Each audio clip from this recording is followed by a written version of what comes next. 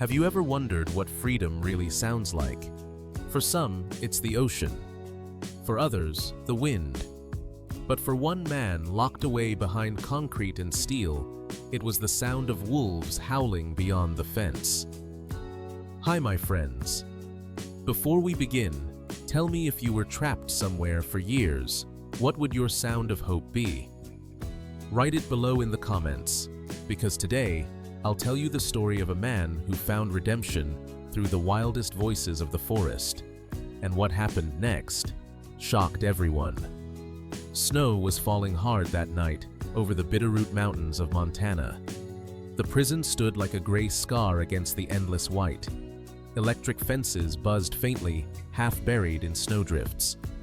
Inside in cell block C, Ethan Reyes sat alone on his bunk, hands numb, eyes fixed on the frost climbing his window bars. Then it came again. A distant, trembling howl. Not one, but many. A chorus carried through miles of frozen air, so raw it made the metal walls hum. Ethan froze. For months, those howls had been his clock, his company, his reminder that something still lived beyond these walls. Every night they came. Every night he listened. At first, the guards thought it was a nuisance, but soon the howls became a legend inside the prison. Some said the wolves were cursed spirits of lost men. Others whispered they were calling to Ethan alone because only he ever answered. Ethan would tap the wall gently 3 beats and a pause, and sometimes he swore the wolves replied. He didn't know it yet, but those howls would soon save his life and change how he saw freedom forever. The Bitterroot Mountains rise like frozen teeth above the western edge of Montana, and right at their base, where the pines grow so dense that even moonlight struggles to pass, sits an old correctional facility half forgotten by the world. Inside those walls lives Ethan Reyes, inmate number 21497. He wasn't a violent man, just a man who made one terrible decision that cost him everything. His freedom, his family, his name. Before prison, Ethan worked as a systems technician at a security firm in Missoula. He once believed in control, in order in lines that separated right from wrong. But in one desperate moment, he crossed that line, altering data to protect a co-worker from losing her job. He didn't know it would be treated as a felony. Now, 4 years later, control was gone. All that remained was time and the sound of wolves in the distance. Days inside pass like ghosts. The food tastes of nothing. The walls never change color. But outside, nature keeps moving. From his cell window, Ethan sees snow hares darting across the yard, and sometimes under the last light of dusk, shapes moving in the tree line. At first, he thought they were dogs escaped from nearby ranches. But when the wind carried their chorus through the metal bars, he realized they were wolves. Not enemies, not monsters, just survivors like him. The guards often joked that the wolves were the real security system. Try escaping, one said, and they'll eat you before the cold does. But Ethan didn't laugh. He wondered what it felt like to run free to lead your pack through snow with no one to answer to. Every evening when lights went out at 9:30 p.m., he'd sit on his bunk listening. He started noticing patterns. 1 long howl, 2 short ones, a pause, then the chorus of the rest. He began tapping the rhythm on the wall with his knuckles. At first it was just to pass time, then it became something else. He started writing those rhythms down like music, page after page filled with dashes, dots, and notes. To anyone else, it looked like nonsense. But to Ethan, it was the only conversation he had left in the world. Winter deepened. The snow piled high enough to hide the lower fence lines. When morning came, guards would find paw prints near the perimeter, sometimes circling, sometimes stopping exactly opposite Ethan's window. He wasn't sure if it was the same pack each night, but there was one howl he recognized, lower, steadier, closer. It cut through the storm like a voice that refused to fade. He named that one Echo. Echo's calls came like clockwork, always after lights out, always in threes. And slowly, Ethan's nightly taps began to match it. The men in neighboring cells started calling him the Wolf Talker. He didn't mind. For the first time in years, he felt seen by something that wasn't human. By late January, the forest outside had turned silent. The cold was so sharp, it froze even sound. But on one windless night, Ethan tried something new. He sat by his barred window, cupped his hands, and whistled 3 short notes, soft and hesitant, like a child testing an echo inside a canyon. For a long time, there was nothing. Only the hum of the generators and the slow drip of melting frost. Then, from far beyond the fence line, an answer. A howl. Low, deliberate, echoing the same rhythm. He froze, heart pounding. Once could be coincidence. But when he repeated the whistle, the howl came again, closer. For the first time in years, Ethan smiled. Word spread fast among the inmates. They started calling him Wolfman. Some mocked. Others listened. During yard hour the next day, Ethan stood near the outer fence pretending to stretch, but really watching the tree line. The snow there was marked by prints, fresh ones bigger than any dog's. He knelt down, pressing his hand against the metal mesh, and for a second imagined the forest breathing on the other side.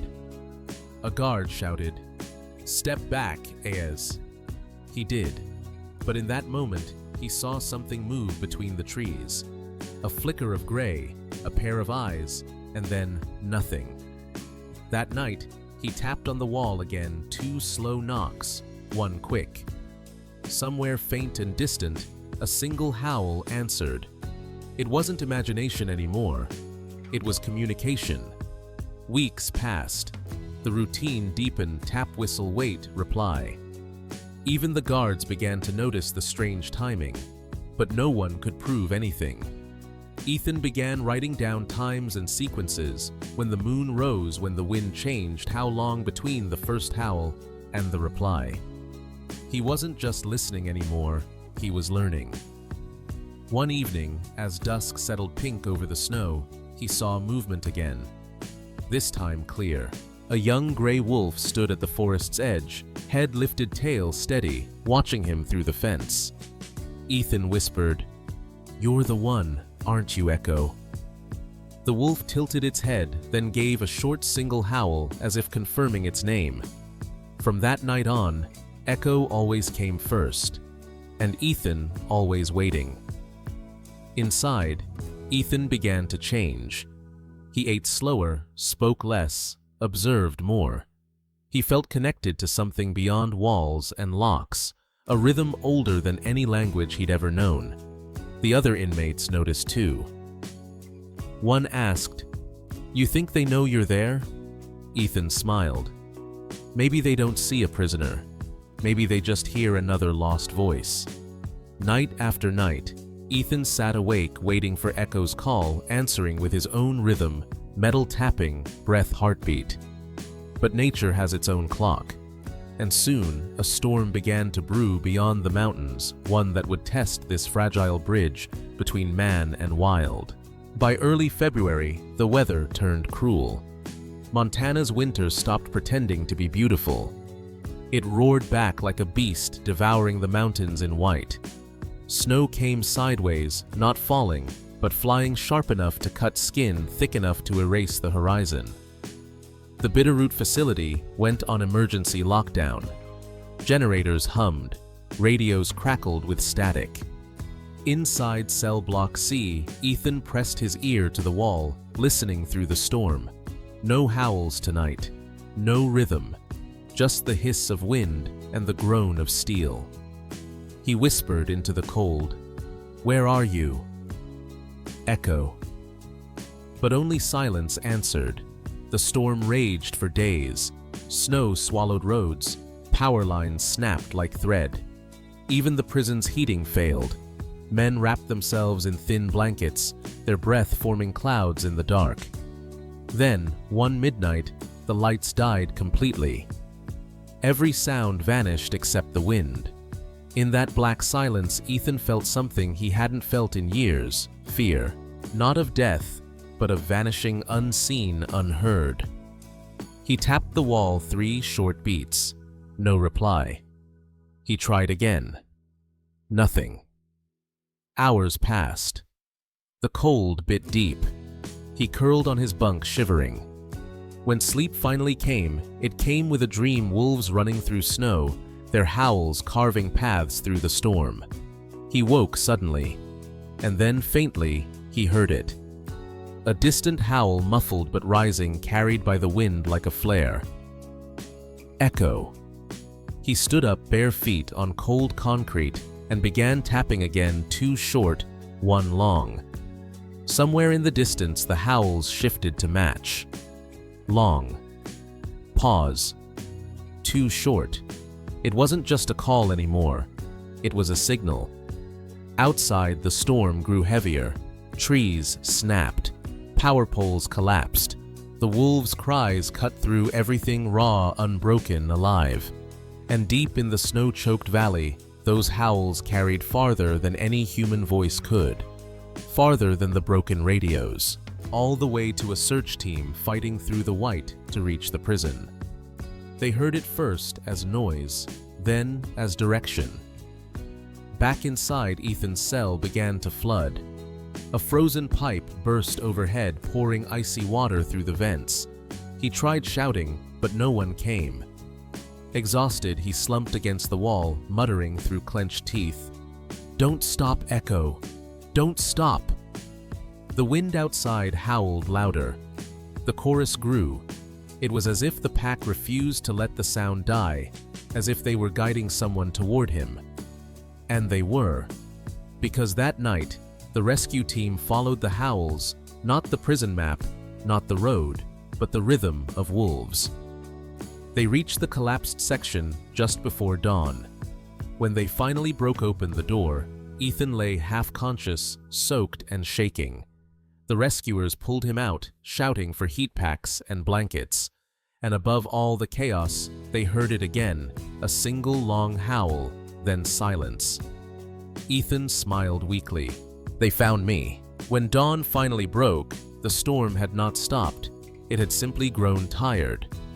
Snow lay like a burial shroud over everything. Rescue trucks stood half-buried on the road, their engines humming weakly against the cold. From a distance, the Bitterroot prison looked less like a facility and more like a frozen shipwreck, half-sunk in white silence. The search team, guided by faint GPS signals and the pattern of howls, moved toward the northern sector. There. That sound again. One of them pointed to the ridge. The wolves were still there, shapes moving through the fog, their calls sharp and deliberate. Each howl came with eerie precision, almost like coordinates, and beneath that hill of ice, Ethan was still alive. Inside, Ethan drifted in and out of consciousness. His lips were cracked breath shallow. He could no longer tell if the howls were real or memories. But in the brief moments of clarity, he whispered, "Keep calling. I'm still here." The walls dripped from the broken pipe above him, forming tiny rivers of ice that reflected the faintest light. He remembered his father's voice from years ago, telling him that even in the wildest places, every creature has its purpose. Maybe, he thought, so did he. At 6:12 a.m., the search team finally reached the collapsed corridor. The signal dogs refused to enter, but one rescuer. A biologist named Maya Lawson recognized the direction of the howls. She had studied wolf packs in this region for years. "Follow the sound," she said. "They're trying to lead us." The team set up a crude triangulation, listening for the wolves' rhythm, 3 long, 2 short, 1 pause. They marked the spot, began to dig. Metal scraped ice. Shovels clanged. Every few minutes they stopped and listened. The wolves howled again, almost answering their effort. After hours of digging, someone shouted, "We've got movement." A slab of ice shifted, and there he was. Ethan, pale, but breathing eyes, half-open face, lit by the beam of a rescue light. The rescuers called out his name. He didn't answer. But then, faintly, he lifted his hand and tapped twice against the metal floor. 2 slow knocks, 1 short. Maya froze. "That's the same rhythm," she whispered.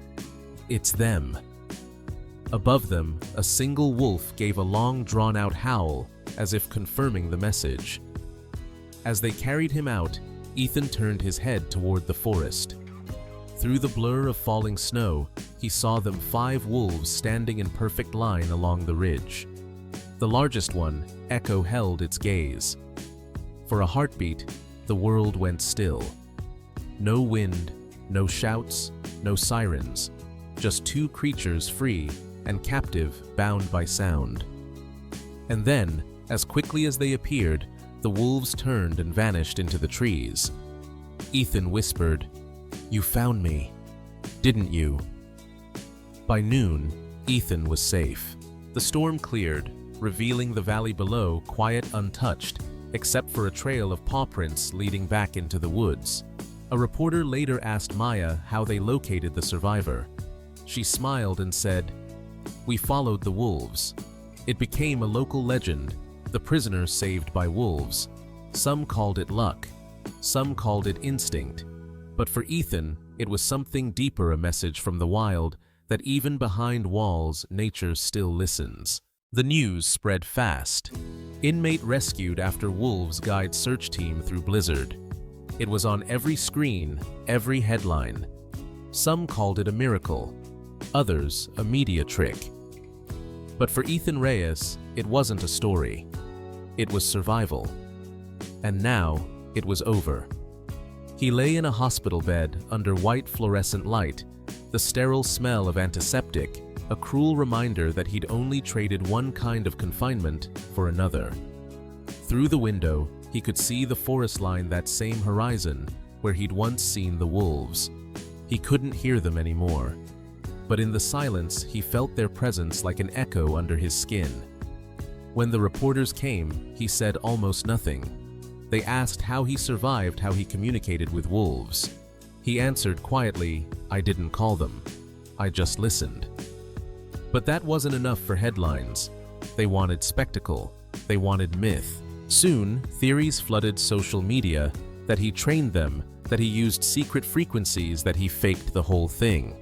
No one cared to understand that what happened wasn't about control. It was about connection. Even inside the hospital, he felt watched, not by wolves this time, but by people. A wildlife officer visited him once, asking for details to file an official report. "Can you confirm the wolves approached within visual range?" Ethan nodded. "Yes, but they didn't come for me." The officer frowned. "Then why were they there?" Ethan looked toward the window. Because they could be. Weeks later, when he was transferred back to the prison infirmary, a petition started online, thousands asking for his early release. People said a man saved by wolves deserved another chance. Others called it nonsense. The warden remained silent, but eventually the parole board agreed. Ethan would be released early for cooperative behavior during emergency conditions. Freedom was coming, and yet he felt more uncertain than ever. Outside, the story faded from the headlines. The world moved on. But the questions stayed with him. Did the wolves really mean to help him? Or did their howls simply remind humans how to listen again? He would never know. And maybe that was the point. Because freedom isn't about having all the answers, it's about accepting the mystery that keeps life wild. One evening, before his final transfer, Ethan stood at the edge of the prison yard one last time. The forest was quiet, no wind, no howls. But when he closed his eyes, he could still hear it, that rhythm of freedom. 3 notes carried by memory alone. And for the first time, the silence didn't feel empty. It felt earned. After 6 long years, the gate finally opened. No sirens, no crowd, no fanfare, just the creak of iron and the sound of boots stepping onto snow. Ethan Reyes walked out carrying a single item, a small worn notebook filled with dots, lines, and hand-sketched wolves. It wasn't a journal, it was a conversation. As he stepped into the pale Montana morning, the air tasted different, thinner, sharper, alive. For the first time in years, there were no fences, no keys, no numbered walls. Only the vast horizon and the whisper of the wind that had once carried the howls to him. Freedom came not with noise, but with quiet. He spent his first night in a halfway house on the edge of Missoula, a simple cabin surrounded by pine and old snow. There was no television, no internet, just the hum of a small heater and the ticking of his watch. He sat by the window looking toward the tree line where the forest began. It was there, in that gray distance, that he had last seen Echo. He wondered if they were still alive, if wolves even remembered faces, or if they, like time, simply moved on. Days turned into weeks. Ethan started volunteering at a local wildlife center. He cleaned enclosures, fed injured hawks, and occasionally helped install sound sensors near wolf territories. Every time the speakers played a recorded howl, his heart tightened. It wasn't Echo's voice, but it was close enough to remember. The center director once asked him, "Why wolves?" He smiled, "Because they listen without judgment." One afternoon, he drove north back to the road that bordered the Bitterroot Range, the same road where his story began. The prison was still there now, half empty and quiet, a shadow behind wire and snow. Ethan parked near the edge of the forest, not too close, not too far. He didn't plan to stay long. He just wanted to listen one last time. He stepped out, the snow crunching under his boots, and looked toward the ridge where the wolves once stood. For a moment, there was only silence. Then, like an answered prayer, a distant howl drifted through the wind. Low, steady, familiar. He laughed softly, the sound breaking in his throat. "You're still there," he whispered. The howl came again, this time joined by others. A chorus that rolled down the valley, the same rhythm he'd once tapped on cold metal. He took out his notebook, opened to the final blank page, and wrote just 2 words: "Still here." Then he closed it, tucked it inside his coat, and turned to leave. But before he stepped away, he looked back one last time. A single wolf stood apart from the others, dark gray, strong, unflinching. Echo. The wolf raised its muzzle and howled once more, a call that needed no answer. And for the first time, Ethan didn't tap back. He simply listened and smiled. As the sky dimmed into dusk, the snow began to fall again, soft, silent, endless. Freedom. Ethan realized wasn't about leaving a place. It was about returning to it without fear. The wolves vanished into the forest. He drove away in the opposite direction, but their song followed him all the way home. Months passed since Ethan's release. Life outside the walls wasn't easy. Freedom rarely is. He found work as a maintenance assistant at the Montana Wildlife Rehabilitation Center, the same place that once helped coordinate wolf tracking after the Bitterroot storm. It wasn't glamorous. Most days meant cleaning cages, mending fences, and hauling bags of feed. But for Ethan, every sound, the flap of wings, the crack of ice, the call of distant ravens was a reminder. You're still part of something alive. He no longer searched for Echo's howl. He searched for meaning in the silence between them. On weekends, he joined a biologist team on field recordings. They hiked through frozen valleys with portable microphones, documenting natural soundscapes for conservation studies. The first time he heard a howl through the recorder's headset, he froze, not out of fear, but recognition. The tone was different, older, but the pattern was the same. 3 short calls, A pause. Then one long note that seemed to stretch across the mountains. He smiled quietly. Still listening, he whispered. The center's director, Maya Lawson, the same biologist who led the rescue years ago, approached him after a field trip. "You've got good instincts," she said. "You read the land, not just the map." Ethan nodded. "I had good teachers," he replied. She smiled. "You mean the wolves?" He shrugged. "Maybe. Or maybe it was the silence between us." Over the next few months, Ethan helped install motion-triggered cameras in remote canyons. He grew to understand how fragile the balance was, how easily a highway, a fence, or a rumor could destroy years of progress. Once a rancher stopped him on the road, angry about livestock losses blamed on wolves. Ethan didn't argue. He listened, just like the wolves had listened to him. When the man finished shouting, Ethan quietly said, "They're not the enemy. They're just trying to survive the same winter we are." The rancher didn't reply, but he didn't shout again either. Over the next few months, Ethan helped install motion-triggered cameras in remote canyons. He grew to understand how fragile the balance was, how easily a highway, a fence, or a rumor could destroy years of progress. Once a rancher stopped him on the road, angry about livestock losses blamed on wolves. Ethan didn't argue. He listened, just like the wolves had listened to him. When the man finished shouting, Ethan quietly said, "They're not the enemy. They're just trying to survive the same winter we are." The rancher didn't reply, but he didn't shout again either. In time, Ethan became more than a worker. He became a bridge between fear and understanding, between the human world and the wild one. He started giving small talks at local schools, showing photos of wolves, telling kids how each pack worked like a family, how loyalty, not violence, defined their nature. The children listened, wide-eyed. When one girl asked, "Were you ever afraid of them?" he smiled. At first. But sometimes what we fear most is what can teach us how to heal. Every night before leaving the center, Ethan would stop by the edge of the enclosure, not too close, just enough to see the shadows move among the trees. He'd whisper softly, "Good night, Echo," wherever you are.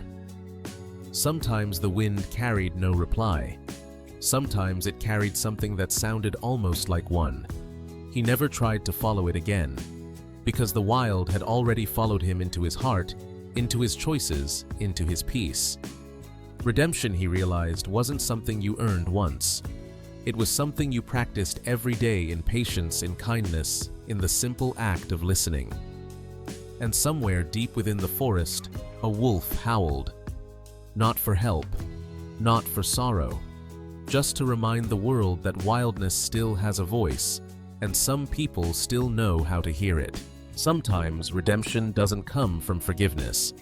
It comes from listening to the things the world tells you when you finally grow quiet enough to hear. For Ethan Reyes, freedom was never just about leaving the prison. It was about unlearning the walls inside him. And for the wolves, those wild, untamed voices that once howled through a storm, freedom was about reminding humanity that not all barriers need to be broken. Some just need to be respected. Every life, human or animal, carries echoes of its past. But redemption isn't about erasing the sound. It's about learning to live in harmony with it. The wolves never came back to the prison again. They didn't have to, because they'd already done their part, reminding one man that hope can survive even in captivity. And Ethan, the man who once spoke through bars, now spends his days teaching others to listen through silence. Some people call it coincidence. Some call it miracle. Ethan calls it balance. Because maybe the wild doesn't save us out of pity, but out of patience. Maybe it waits for us to remember that we were never meant to conquer it, only to belong to it. If you ever find yourself lost in guilt, in fear, or in silence, listen. Somewhere beyond the noise of your world, something wild still calls your name. And if you answer with kindness, you might just find your way home.